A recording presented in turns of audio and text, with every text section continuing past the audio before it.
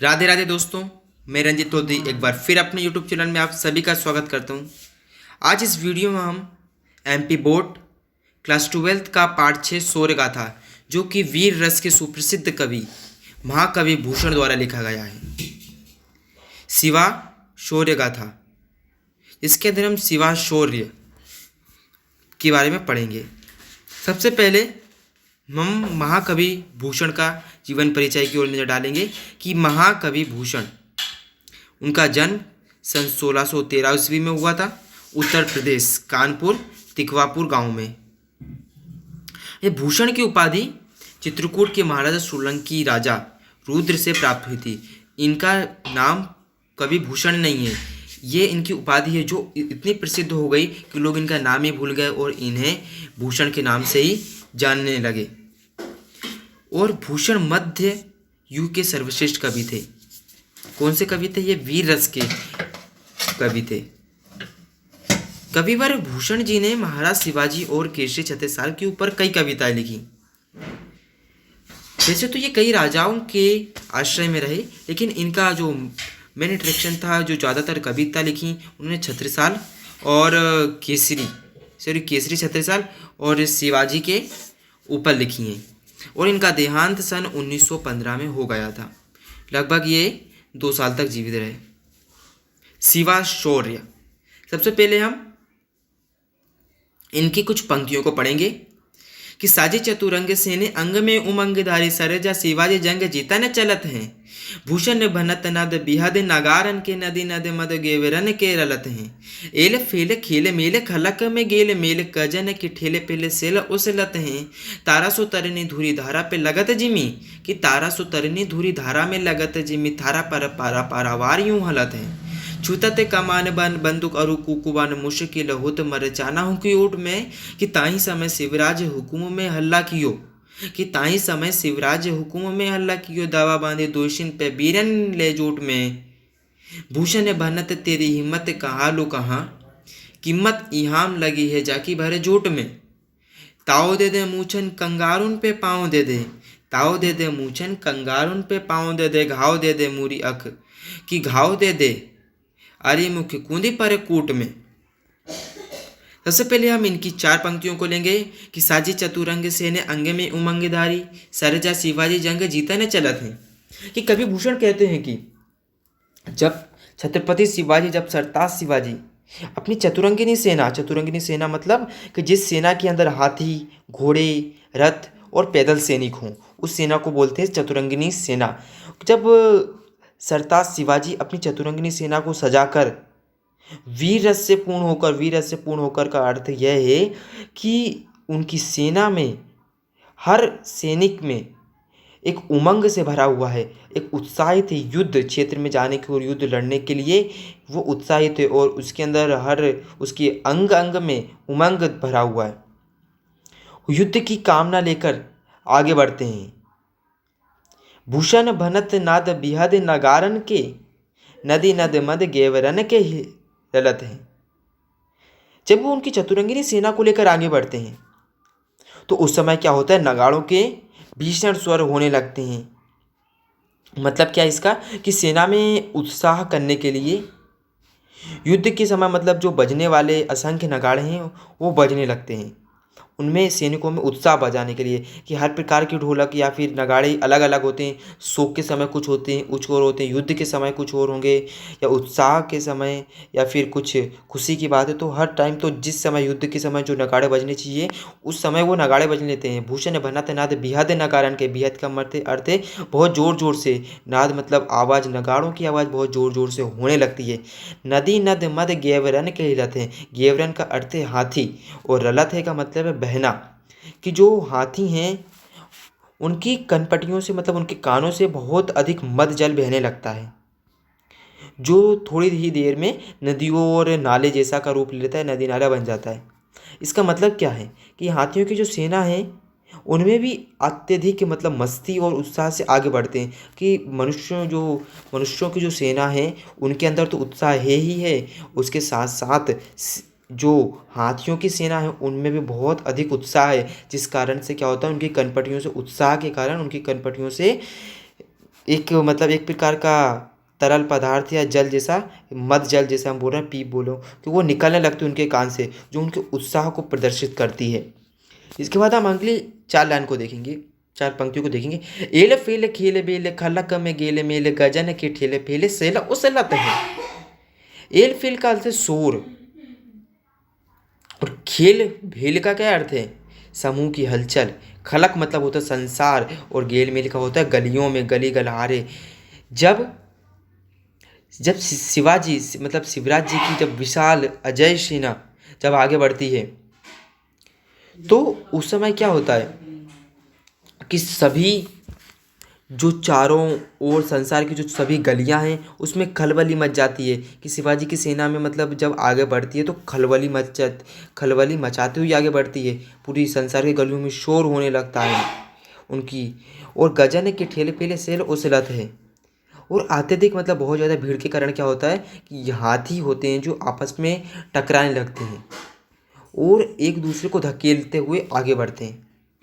तो मतलब ऐसा लगता है कि मानो कि पर्वत अपनी जड़ों से उखड़कर धाराशायी हो गए हैं।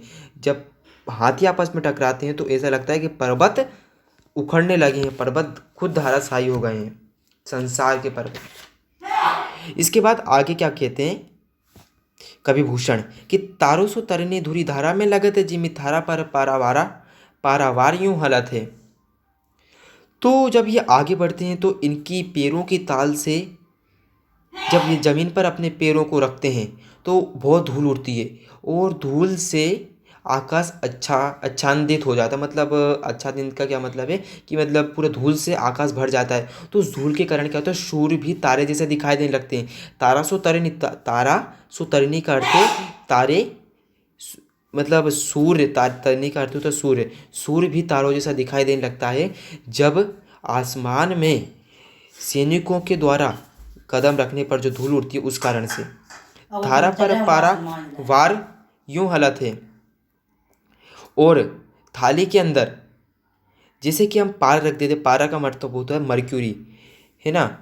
तो जब जैसे थाली के अंदर मर्क्यूरी रख दें तो जैसे वो हिलती है कपती है, मतलब उसमें वाइब्रेशन होता ही रहता है। तो वैसे ही जब ये ज़मीन पर चलते हैं तो वैसे ही ये जो समुद्र होता है, समुद्र अपनी मतलब अपनी जगह से हिलने लगता है, या फिर समुद्र इस प्रकार हिलता है कि जैसे थाली में पड़ा हुआ पारा हिलने लगता है।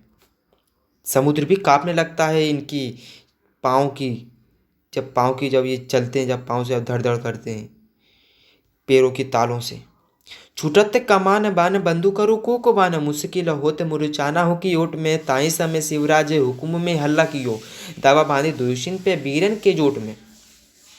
अब इसका अर्थ क्या है कि छूटत कमान बान बंधु करो को बान, इसमें क्या होता है कि फिर कवि भूषण फिर आगे हमें बताते हैं कि तो युद्ध के मैदान में तो गोली और एक विशेष प्रकार का बाण होता है कोक बाण, जो एक विशेष प्रकार की ध्वनि करता है, मतलब जब उसको चलाते हैं उस समय, और बाणों की बहुत बौछार होने लगती है।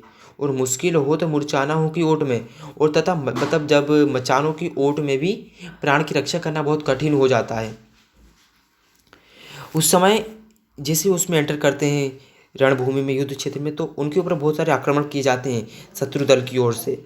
और जो मचान होती है, मचान मतलब होता है कि शत्रुओं से बचने के लिए इसे खदाने, समझ लो खदाने जैसे खोदी गई उनमें सुरक्षित रहने के लिए। तो अगर उसमें भी बैठे हैं तो उसमें भी बचना बहुत कठिन होने लगता है। ताई समय शिवराज हुकुम में हल्ला कियो दावा बांधे द्वेषिन पे बीरन ले चोट में। तो उस समय मराठ वीर, मतलब जो मराठे हैं, जो वीर हैं, तो उन्होंने शिवाजी की आज्ञा से हिम्मत बांधकर और ऐसा प्रबल आक्रमण किया कि शत्रु वीरों के समूह में भी हल्ला पड़ गया।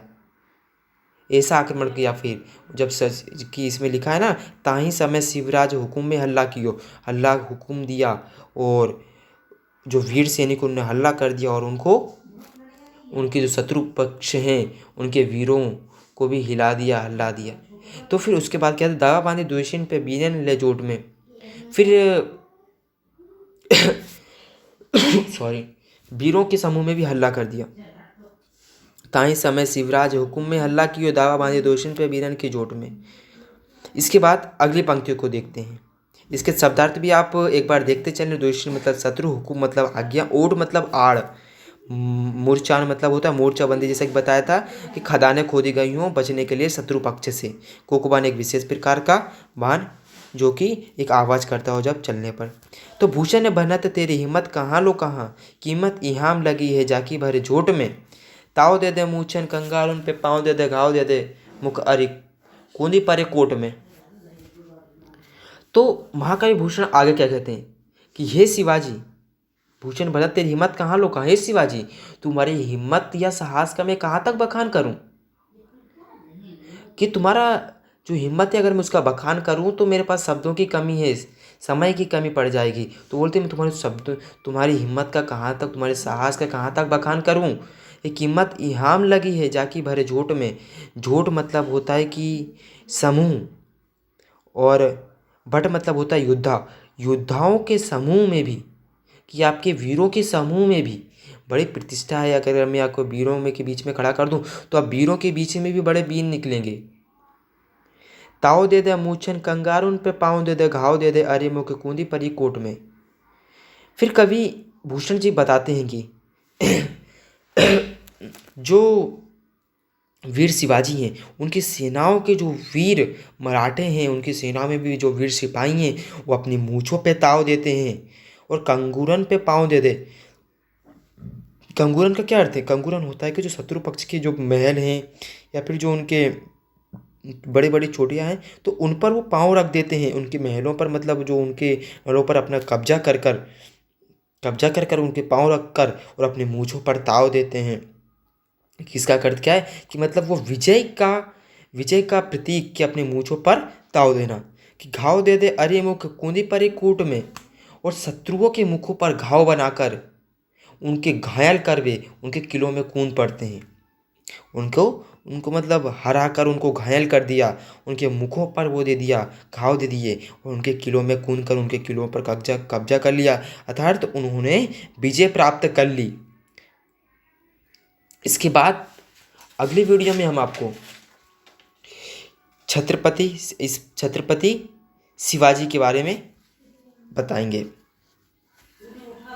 अगर आपको ये वीडियो अच्छी लगी हो तो इसे शेयर करें प्लीज़, और अपने दोस्तों को भी बताएं जिससे वो भी जान सकें, वो भी पढ़ सकें। क्योंकि हिंदी कोर्स हम देखते हैं कि बच्चे इतना ध्यान नहीं देते और फिर जब एग्ज़ाम पास में जाते हैं जब उस पर ध्यान देते हैं फिर उसको घबराते हैं। कि नॉर्मली टॉपर्स को भी देखना कि उनके सभी सब्जेक्ट में अच्छे नंबर आते हैं लेकिन हिंदी इंग्लिश उनको पीछे छोड़ देते हैं। हिंदी इंग्लिश वजह से बहुत से बच्चों के नंबर कट जाते, पता चलेगा फिजिक्स केमिस्ट्री में इसमें पता चल रहा है कि 98, 97, 90, 90, और पता चल रहा है मैथ्स के अंदर, हिंदी के अंदर, इंग्लिश के अंदर 75, 80। मतलब इसमें भी हमें उतना ही ध्यान देना है जितना मैं पहले ही बता चुका हूँ कि सभी पेपर हमें 100 नंबर के होने वाले हैं। ऐसा नहीं है कि हिंदी 50 नंबर का होगा या मैथ्स 150 नंबर का हो गया, बायो 200 नंबर का होगा। सभी पेपर हमारे 1 नंबर पे हैं। तो हमें बराबर नहीं तो कम से कम इतना ध्यान तो देना चाहिए हिंदी पर भी कि जिससे हम उसमें भी अच्छा स्कोर प्राप्त कर सकें। धन्यवाद। जय हिंद, जय भारत।